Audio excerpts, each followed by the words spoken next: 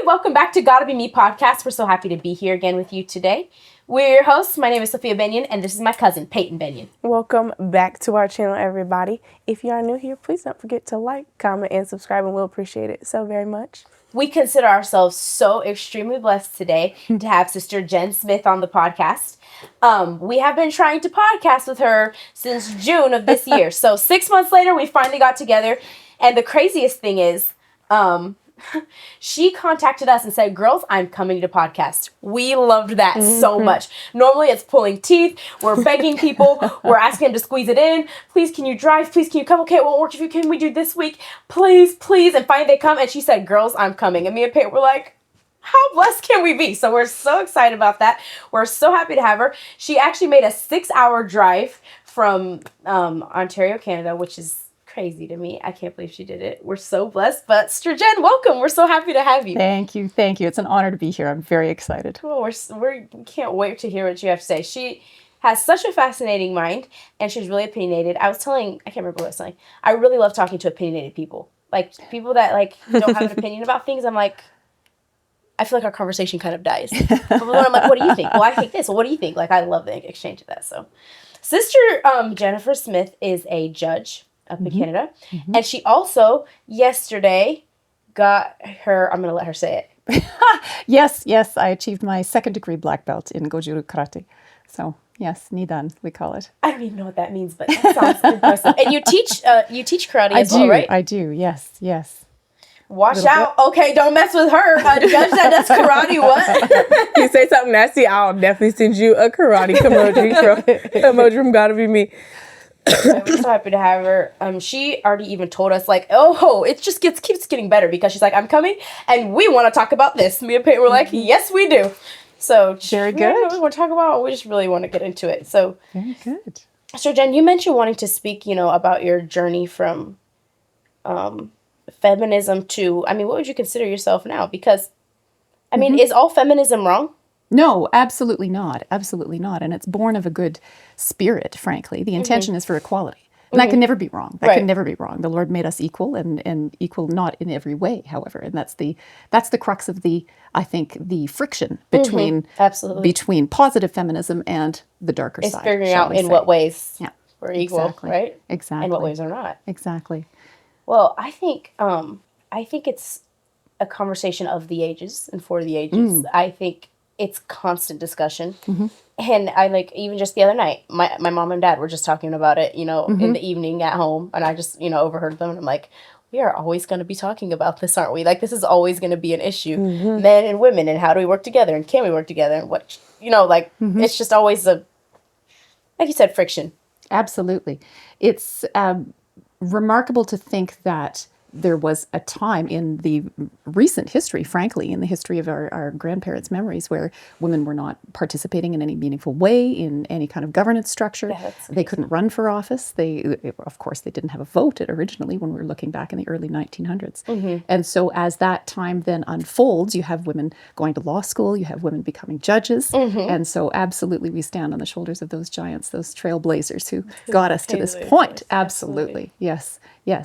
Having said that, there is regrettably, I think, a darker side of feminism that has evolved or perhaps devolved from the kind of sexualization of feminism. And that's a concern that personally I have when I see our young women being distracted by elements of the media, elements of sort of a hypersexualized image of feminine power. And that's where I'm concerned for what we are teaching our daughters. Why do you feel like those things had to, or do you think it had to be, like, how did that happen that they rode in hand? Like, why did it have to be at the same time that things got better for women as far as, more freedoms and liberties? It also because sexual liberation came with the feminism movement, right? Like during the hippies movement and all that. Well, yeah, it's interesting because sort of yes and no, in the sense that the original intention, of course, is as equality of the vote, equality of property rights and ownership in that regard, and obviously equality under the law. And so those original movements, I think, then became perhaps threatening to the establishment in a lot of ways. And an easy way to distract anyone, particularly young people, is to have them turn their focus and their fixation upon whether it's their personal appearance or their activity, their relationship with other young people. And I think there's an element of that then that brought in that enemy always does, hypersexuality. steals the march. Like something good is happening and it starts endangering, like you said, the system, the orderly arrangement, and then they get scared and they piggyback off of it with a distraction. And they say it's the same thing. It's like Martin Luther King's March on Washington that he's going to do that ended up, Malcolm X, he called it a picnic because they stole the march. They didn't want it to be that powerful thing that it was, and they watered it down. What do you think that it was particularly endangering too? Well, I think there's a myth that feminine sexuality is an avenue to power. And that is a convenient myth for men who are active in that sphere. And so there's a book, and we won't get into sort of the details of that, but there's a book by an author named Louise Perry called The Case Against. Have you? You gave it to us. The Case Against the Sexual Revolution, yes. And she goes into some fairly gritty detail, but which is not something that we'll discuss tonight, but it certainly provides, I think, a substantive foundation for at least one theory as to why a lot of that came out, because it was a mechanism of control, of course, and disguised like much of sort of the Hollywood beauty standards, etc. It's disguised as something that is an aspiration, something that should be a goal for young women, but in fact it is not. In fact, it's very disempowering. It's like it's actually bondage, like to feel like you have to do that, or that's what you should aspire to. Absolutely. When it's so unrealistic, right? Exactly. And it kind of piggybacks off of women's natural desires to I think so. We want to be beautiful. We all want to be attractive. We don't want to be like ugly, We try to course. whatever, but it just kind of piggybacks off of that and blows it out of proportion it, to me. doesn't it? And I think the broader desire simply to not only to get along, but also to encourage others to work together collaboratively. And that's part of what I wanted to get into in more detail tonight is about female leadership. So when we talk about my personal path, when I was a child, I would say, many have sort of asked me, because I was not raised in any kind of formal faith or religious practice of any kind, none at all. And one thing that I've often said is that my religion, or the religion in my household, was feminism. You could see it that way. Really? Everybody agreed on that one. Well, my mother, and whether it's true or not, the myth in my household was that my mother was the first woman to wear pants in Waterloo Region in the area that I was.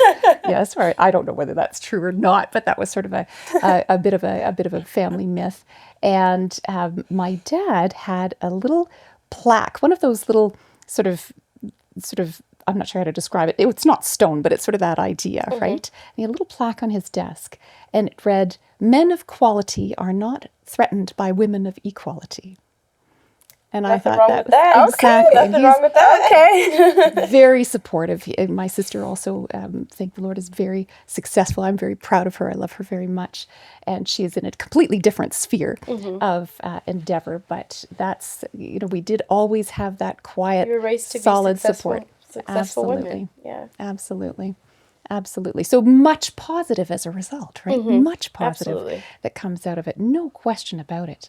And so contending with that, though, as a young woman, one does get distracted, and particularly sort of, I would say, as you're coming out of that youth and you're finding yourself and finding your direction after university and finding where you want to go and who you are, sort of discovering who you are, then some of that can lead to sort of flirtations with this sort of hypersexualized feminine power identity. Exactly. And we see that really rampant in all of the, what would you say, sort of all of the Hollywood marketing, etc. Well, I know. I feel it. Like, I don't feel exempt from that at all. Absolutely not. And I think it was already rampant just, through, like you mentioned, Hollywood and the news. But now with social media, it's just blown it into a whole other sphere, in my opinion. I think almost a whole nother universe of influence of just... Absolutely. It was much easier for me to ignore it. It I really think so. was. When Like you go for back your 20 generation years, as compared to ours. I think so. absolutely, absolutely. Much easier going back 20 years because we didn't have it constantly in our pockets, constantly available to It us, wasn't constantly just always there, buzzing. right? Yeah, literally. Absolutely. You turned off the television and walked away. Yeah. When I was that You almost age, never walk right? away from this, Yeah, honestly. you never do. No, it goes with you. Right? Crazy. So there's a much more definitive and intentional act that has to be undertaken. I think it by is young intentional people. because there's good things, there's excellent things on social media. There's you can learn, and there's teachers, and there's Absolutely. doctors, and there's science, and there's history, and all kinds of things. But the main thing, and I mean, obviously, you can train your feed, right? Okay. But just like you can you can follow the type of page you want to see, the type of thing you want in your feed. Right. But still, if you're just going off of what's going to be popping up, Right. what's viral, Right. it's going to be that, in general, hypersexualized image of a woman. It's very sad. And men now. Absolutely. Oh, yeah. Absolutely. Men and boys are not immune to this. Right. Absolutely. They're very much influenced by it as well. Of course, they're affected by seeing, I feel like, obviously they're affected by seeing the images of women. We all are, right? But I feel like there's like a certain hypersexualization of men that wasn't necessarily always there. Like, Certainly not as public, and again, not as instantaneous and That's probably viral. better said. You know, Absolutely. and that I'm sure has influence on young men. It must. It absolutely must. You know, for 14, 15-year-olds who are suddenly have those body consciousness issues Right. that they would not have had in my generation. I think there's a lot that, Oh, yeah. that this We see it generation at school. contends with. Younger and younger. It's like, We teach elementary school, you know? what? Like, what are they seeing? I don't even know. This is crazy. Yeah. Right. It's actually scary what they actually have all access to at that I think age. it's legitimately like very much just porn culture affecting everybody. Absolutely. Absolutely. So, you know, turning away from that, unless and until you have a true and kind of sincere path forward, you're sort of flailing around. You know, there's not a lot that you can latch onto for that kind of supportive spiritual guidance. So that was something that really I had pretty much given up on, if you can consider. And that sounds more perhaps maudlin than it needs to, or more depressing than it really was. It was just a matter of, well, I guess that's just not real. It's not part of one's actual existence. You sort of put it in a box and That's don't how you think thought about it. spiritual things at that time. Exactly. So after sort of contending in university with the idea of feminist spirituality and all that sort of goddess business and all, you know, you sort of hear about that. And So you kind of went through a stage with that? absolutely, Really? absolutely. Oh, sure. Too interesting. much incense and all these sorts of things, right? Absolutely.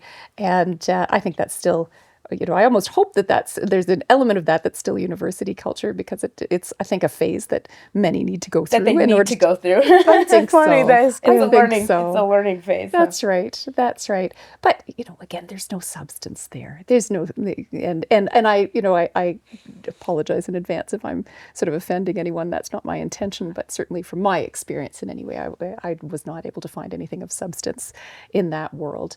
And of course, I have a much clearer understanding now. So happily, you know, we through a variety of circumstances ended up connected with our shared church, and I'm very thankful for that. And in that context, then I was able to get saved and find the path of the Lord. And Would you have considered yourself an atheist at the time? Or just kind of more of an agnostic? I guess agnostic. It's funny because I'm not sure I even had a level of understanding that would permit me to be classified as an agnostic. I actually did not open a Bible until I came to the church. I had never opened a Bible. Yes, that is true. So I would have been 45, 44, 45.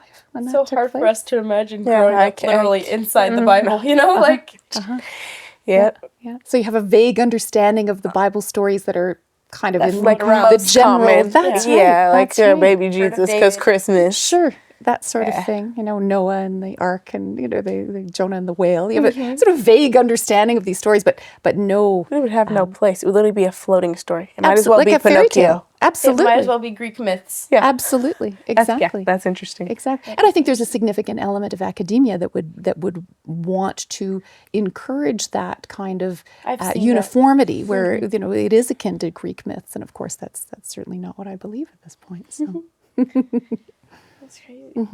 Well, sometime we should get into your whole conversion story because that sounds really interesting, like how you went from that to this, you know. But back to your, I'm sure it's involved in your journey out of, I don't know if we would call it traditional feminism or. Yeah, I'm not sure what to call it. I think there are elements of society today that I think take a dim view and are almost calling what I grew up with as sort of the norm, the understanding of the difference between male and female, and the understanding of the sort of the interactions between. You have these classic, I guess they're classic books now, Men Are From Mars, Women Are From Venus.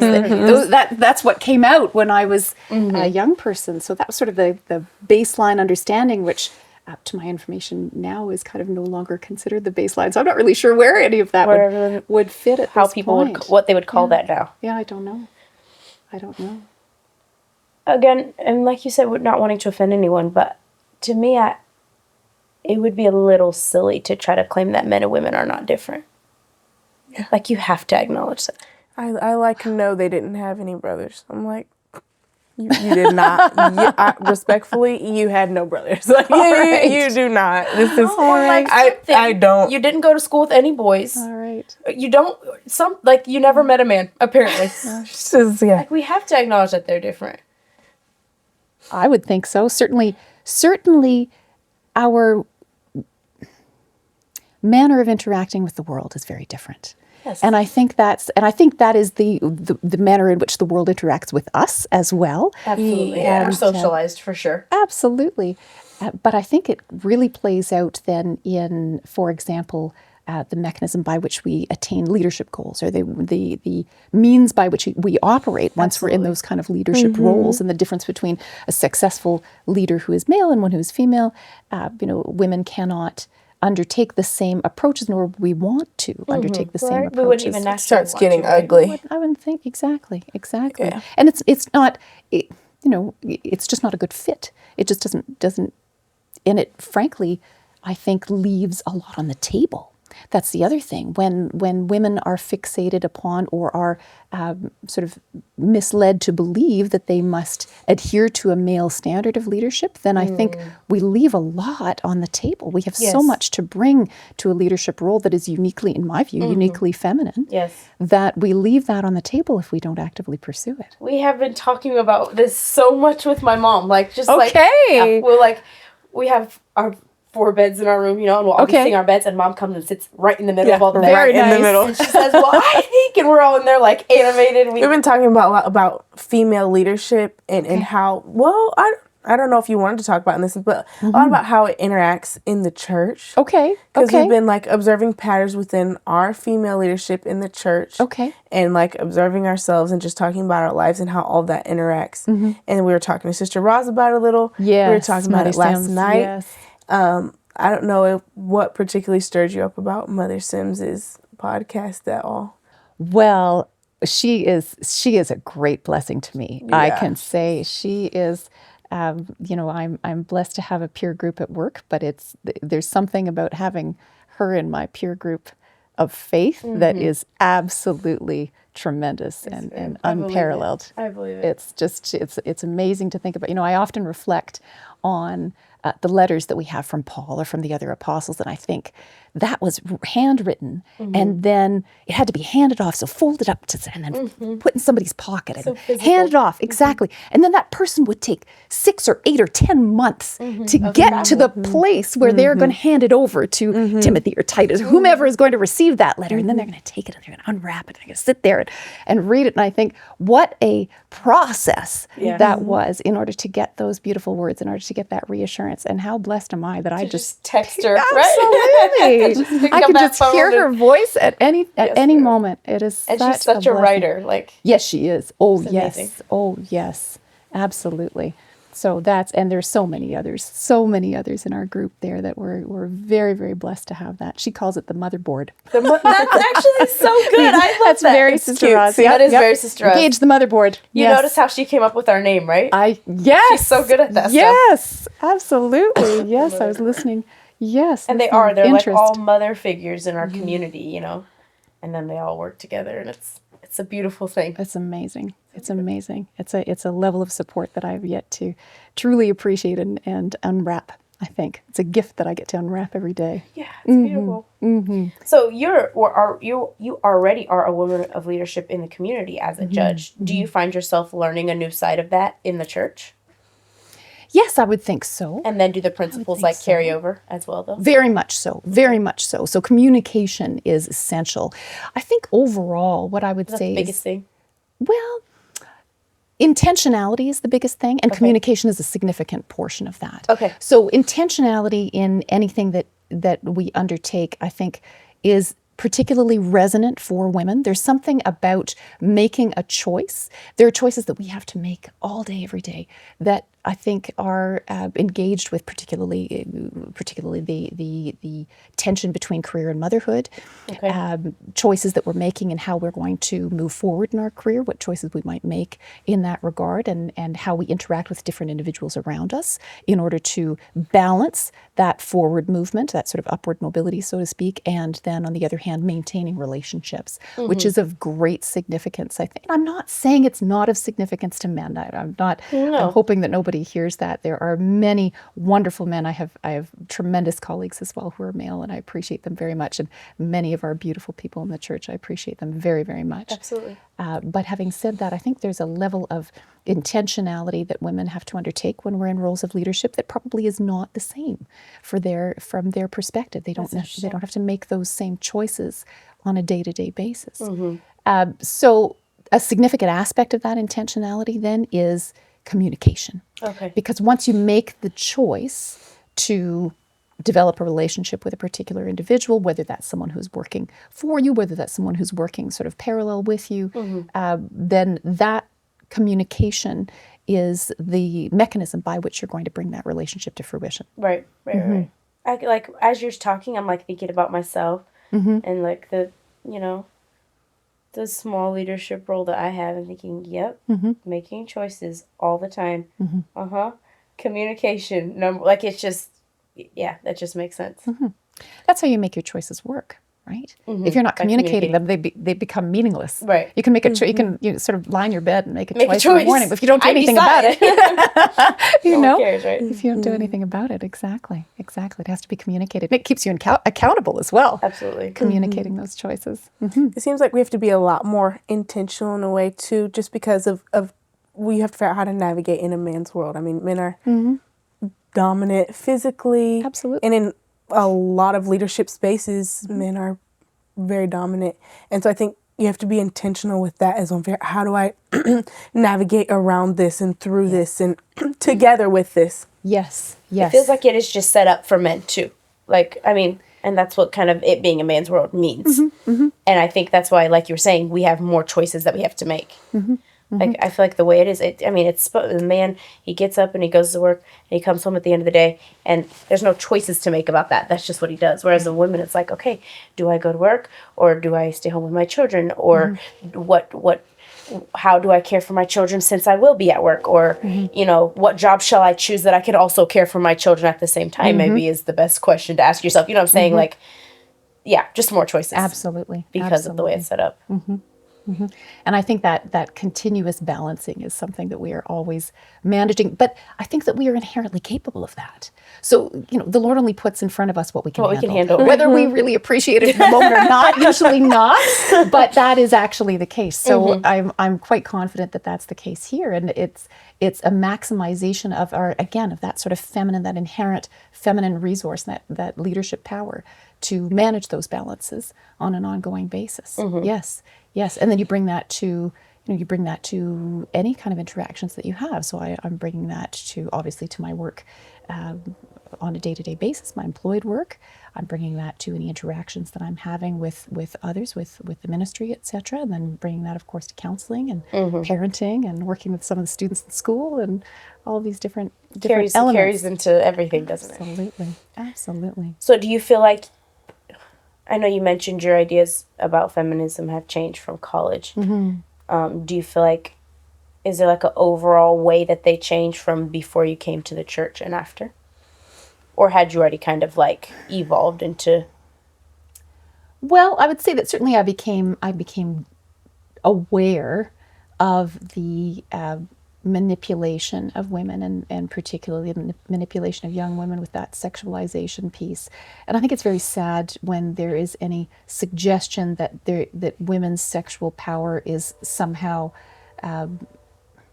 appropriate for the workplace, or is somehow something to aspire to, and again, it's simply a matter of maintaining, I think, a clear balance in one's own mind as to what one's goals are. And that sort of intentionality, again, just resonates, because we have to be very mindful of the fact that no, we can't behave in a certain way. We can't take on, use certain crude jokes or whatever you might want to associate with the workplace. And that there are, and certainly I'm not suggesting that this happens at my current workplace, but there are circumstances where one is entering a workplace situation that is male dominated in other ways, and there are jokes that are made that are absolutely demoting, shall we say, for women, sexist, etc., misogynist to an extent.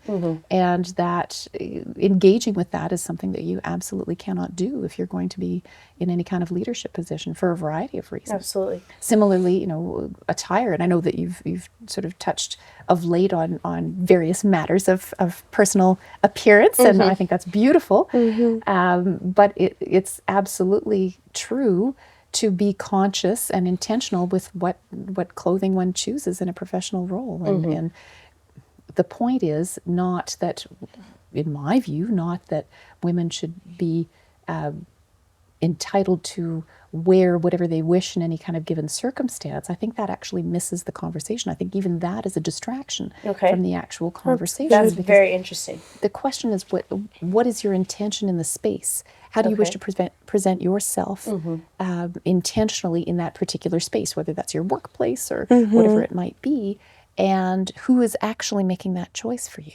Right, because like you, in certain circumstances, it actually isn't. Like if I put on a police officer's clothing, I'll actually go to jail. Like for wearing, I am not allowed to wear that. That's completely inappropriate. That's true. So I'm impersonating something that I am not, and I cannot be. So it seemed like in similar circumstances, why would I wear that if this is what I want? Exactly. And I think that's just completely natural. We recognize each other by uniforms and by the way that we look. And that's just kind of how we've been socialized, and that's how it kind of works, Yes, absolutely. And so that's the damage that I would say that has been done by this sort of hypersexualization of feminism, is this idea that it shouldn't matter what you choose to wear. And that's true, but it's not true in the way that it is marketed. Let's put it that way. That's very good. It is true to say that it shouldn't matter what you true wear, to say that. and therefore one should not feel compelled to be dressed in a certain way that conforms with fashion standards, particularly when those fashion standards are toxic, are negatively impacting. Because they say that, but you're still conforming. They're not, they say that as if now you're going to wear whatever. No, now you're going to wear what, they're still going to conform to some imagery. And I will say, it seems, it's a great blessing that we seem to be moving of late into a fashion universe where there is a focus on a more natural look. There's a focus on a more modest look. You see a lot of that now. I love it. Yes, absolutely. It's beautiful. It's truly So beautiful. I have this question, and maybe it's sensitive, or maybe it's not. Maybe you've already answered it. Okay. But I want to bring it up because I feel like if I was watching it, I would think this to myself. We can't deny that there is power in a woman's sexuality, correct?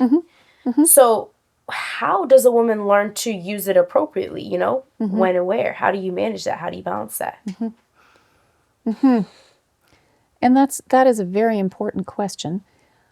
I think realistically, the focus has to always be on the goal in the space, and what is the appropriate use of that. So, when we talk about sexuality, we don't necessarily talk about, we can be talking about gender issues generally. We don't necessarily have to be talking specifically about sexual attractiveness or sexual marketing or something like that. We can be talking about the inherent value of being feminine. And I think that's important. I think it's very important for our daughters to see women represented in the workplace, women represented in all sorts of different roles, whether that be, in the legal field, in the medical field, wherever that might be. STEM, of course, is another main area, right? Another Where we big want one. to see, absolutely, where we want to see that encouraged, so that our daughters really have an understanding of what might be open to them. And so I think it's important in that sense to represent femininity, which is an aspect of feminine sexuality. But where it crosses the line, I think, is where there is a mentality of dissonance, where there is an application of perhaps certain behaviors or certain attire or certain approaches that, again, doesn't match the context, doesn't match the goal in the situation. And so I think if people are really conscious of that and taking that intentional approach, then that's going to steer them right in the right direction. I think so. I'm also interested in I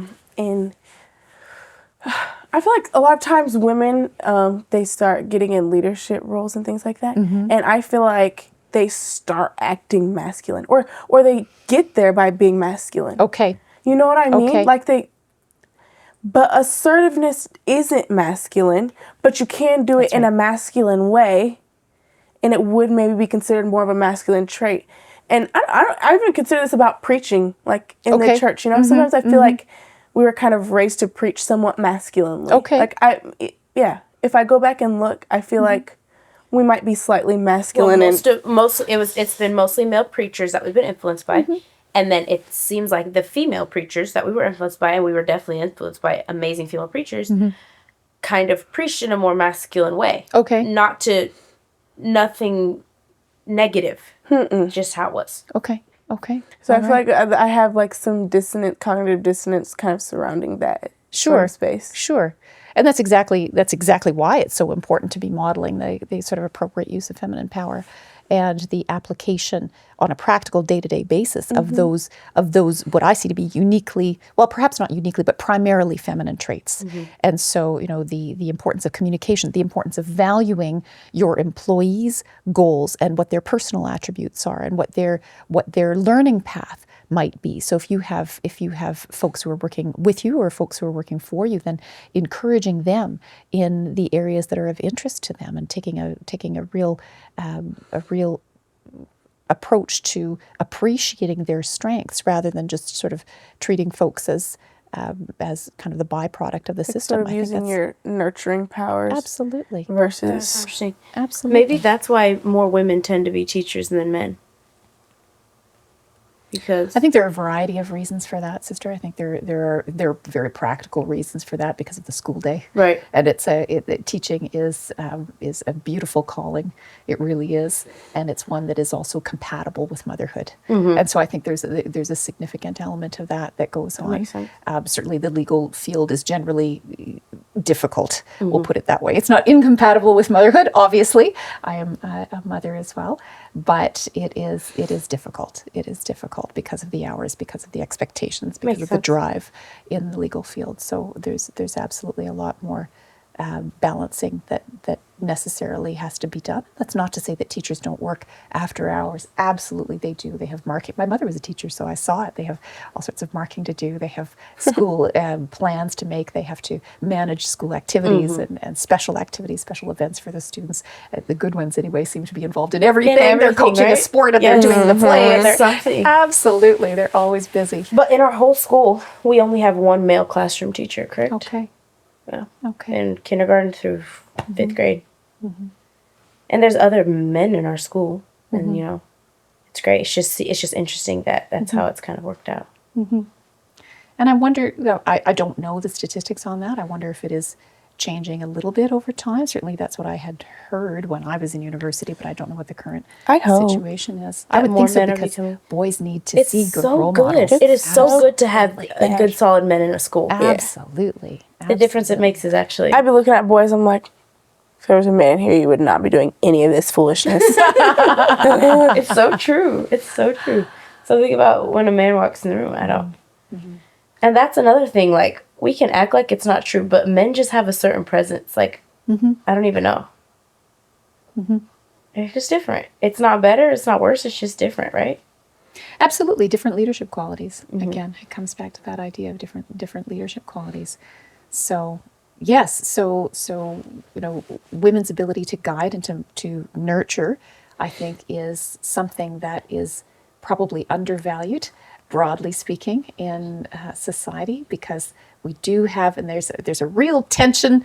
I would say certainly in the feminism that I was raised in, there's a real tension between the career and the family, and whether one is more or less legitimate, and the idea that if one is, that one is only a stay-at-home mom, you're just a mother. You're not Just also even the word engaged. "just" put right there. Exactly. You're also engaged. You're not engaged in any other paying career, and does that devalue you as a human being? And whether you should, are you less productive, etc. So there's a real tension, and I presume that it's still there. Certainly, it was when I was completing university, and that can be very wearing. It can be very debilitating when you're navigating both of those, because there's sort of no right answer. Nobody wins in that situation. And I think that's part of how the system designed it. So that's why it's so important for women to maintain these communities with one another, and to maintain those peer groups. Exactly.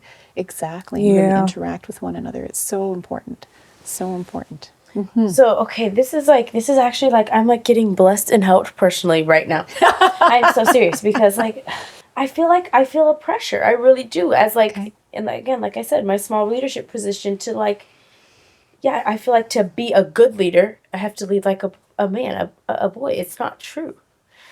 If you're a nurturing female, you can lead through your nurturing, right? Absolutely. Absolutely. That's great. I'm getting blessed. Absolutely. All by myself. Well, and you want people to choose you as a leader subsequently. That's the other thing to keep in mind, to sort of play the long game. Absolutely, playing the long game, and think, if this team, let's say you have a team on a particular project, and you think, all right, how am I going to lean into this team? How am I going to invest of myself into this team, taking on and again, it's a fine line, and we can talk about this. I want to talk about the book in a minute, and I want you to open the gifts that I brought for you. Okay. I'm so excited. Because there's a concept of servant leadership, and this idea that one is intentionally serving the community that you're nurturing, that one is nurturing in that team. Absolutely. Now, again, it's a fine line, because you can't be rushing in to solve every problem. That doesn't actually help the team grow. It doesn't provide any cohesion. You get a cohesive team when you've got a shared struggle, and there's something to achieve, or a deadline to meet, and everyone works together. A team is not created when one person does all the work, takes that all on. Exactly. No, I in team. So exactly. As trite as that might be, it's true. And that's, I think, something that women can uniquely really achieve by looking at the situation, and by moving into a role where they are interacting in detail with the other folks that they have, the team that they're working with, but also encouraging each of those team members, and seeing what each team member is so blessed with in their own gifting, and pulling those gifts together. I think that's something that, rather than kind of a dictatorial, and again, I'm not saying men are dictatorial, but a dictatorial approach of, we need to get this done by this deadline, call me if you have any questions. Right? Yeah. And I think there's a difference there. It's the open door policy kind of idea versus that drop it and walk away. So, do you think it's a thing then, women not getting along together in communities?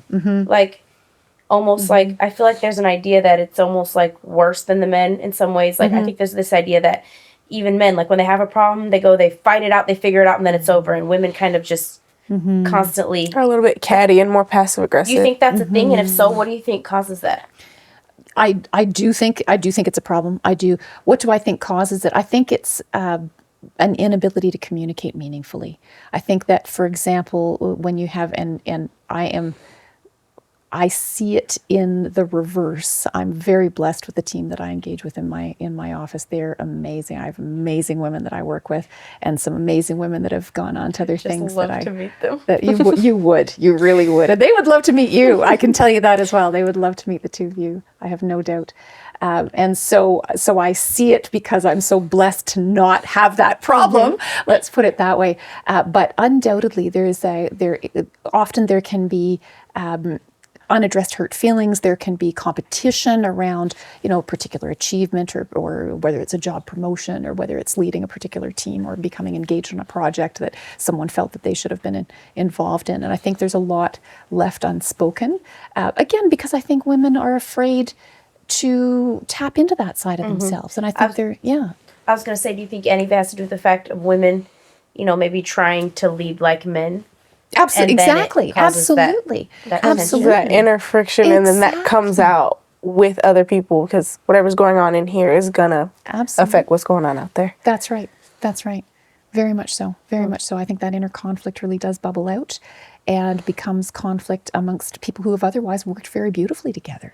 But then you have some kind of a misunderstanding or some kind of a disconnect, and then the idea that there should be no overlap between one's work life and one's personal life, and that's not something that's, in my view, realistic for women. Especially not for women, right? No. Yeah. And in as much as one might be able to do that with the subject matter of whatever one is doing, whether that's, you're working in a hospital setting together, you're working in my setting, what have you, you're dealing with trauma in various ways. And so it's absolutely healthy to be able to kind of park that, put that in a box and go home and leave that behind.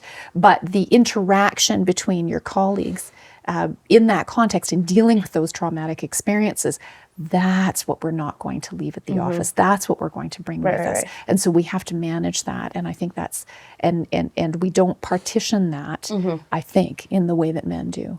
I would be so interested in what statistics would say about women who hang out outside of work and men. I don't know. Yes. I wonder if there's like a discrepancy there. I don't know. Just out of curiosity. Yeah, that would be very interesting. Seems like it seems like it's a lot about just knowing yourself in the space that you can operate in, and that would just alleviate a lot of self-tension and tension with other people. Like if you just know, like this is how I lead, these are my superpowers, then why would you ever have a problem with anyone else? Because you would know that this is what I do, this is what I'm good at. That's right. And more confidence would probably help as well. Absolutely.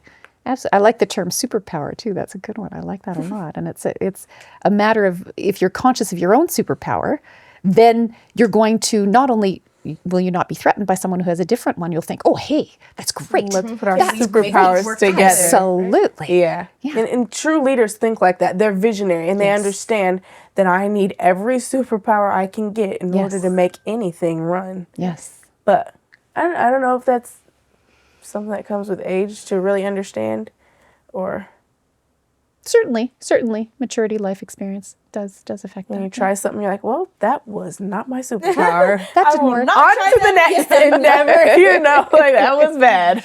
But you have to have the confidence even to try. Yeah, you do. Absolutely. You do have to try. Yes.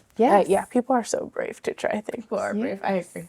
Yeah. So the book, Lead Like a Woman, we wanted to read it before you came on the show so we could knowledgeably discuss it. And then we were out of credits on Audible. No problem. Okay, so open your gifts. Okay. Okay, we are so excited. She brought us gifts. That's like the best. This is the first guest to bring us gifts. That's so cute. Special. Hey, I'm a dumb person because I'm not getting it open. Can you get it open? I'm a bad gift opener, too, I think. That's all right. My family will laugh because I always do that too tight. No one can ever open it. We'll identify with There we go. There it is. There we go. Say what? A Lead Like a Woman. We each have our own copies. You know, at least one of these is going on that shelf. Or what? Okay, so the rest of this, so I was in Japan in August with my family. That Japanese writing. And so these are fun things from the hotel. They give you anything that you can ever imagine. So I thought I'd throw that in there. Absolutely. They give you all sorts of fun stuff. So I thought I'd just throw this in for fun. This is perfect. I have no idea what those are, but you can open them up and tell me. I know. It's masks, it's all in Japanese. That's so cute. Well, we'll put them on, whatever they are. You're like, we got Japanese slippers on. Like, and chocolate. Of course. Yes. Of course. Chocolate. Thank you so much, Jen. You're welcome. So very sad that sweet. we don't have a gift for you. No. And next time we will. So watch out. No, I am. Yeah. So watch out. Watch out. I think put everything back except the book. I would just want to hold this book for right now. So it was actually Sister Roz who got me onto that. She said she recommended this book, and and I enjoyed it very much. I think it brought into stark relief with the statistics to back it up, with the information, interviews that she has engaged with, and then her own experience, of course, as a professional woman, a public speaker. You speak about this woman. Mm-hmm. Deborah Smith Pigs is her name, possibly Deborah. I'm not sure exactly which pronunciation she chooses, but it really does assemble in a beautiful structure strengths that women have, inherent leadership strengths, and then things that we need to be cautious of, parts of our inherent femininity that we just need to be mindful of as we navigate, as you said earlier. I like that more than weaknesses, like just things we have to watch out for, just be careful. That's right. That's right. What would be a main thing you would think would be something to watch out for?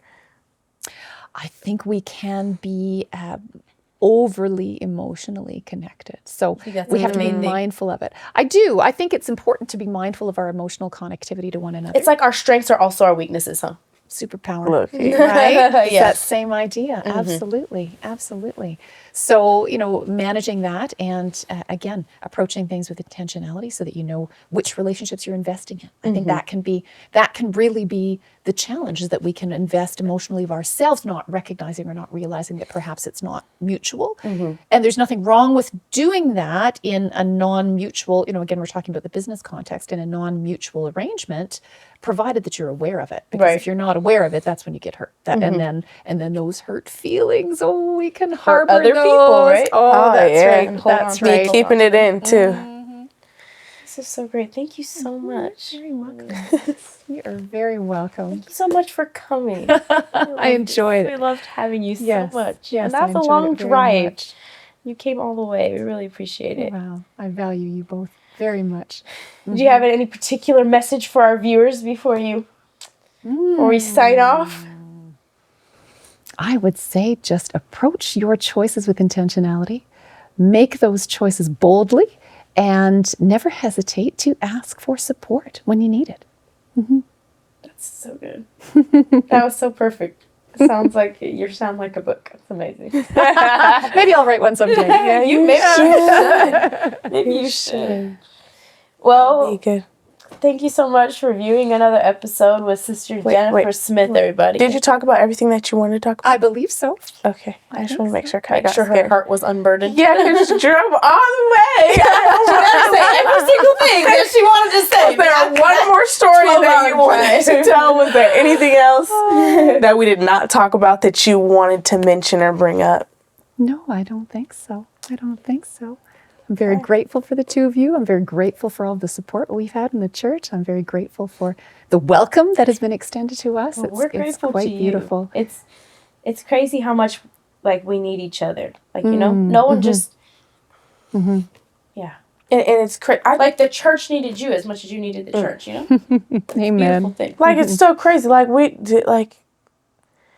We did not grow up around anyone probably that didn't grow up like us, And our parents, which gives us an interesting... Yeah, our parents didn't grow up how we grew up, so that gives us multi-dimensional thought patterns.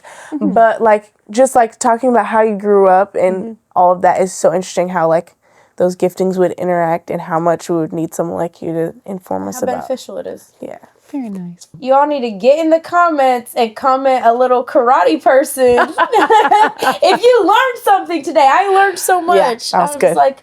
I'm encouraged about my own leadership and growing in it, and I'm excited about this book. And that was just a great episode. Thank you so much. You're very welcome. Well, you all know what time it is.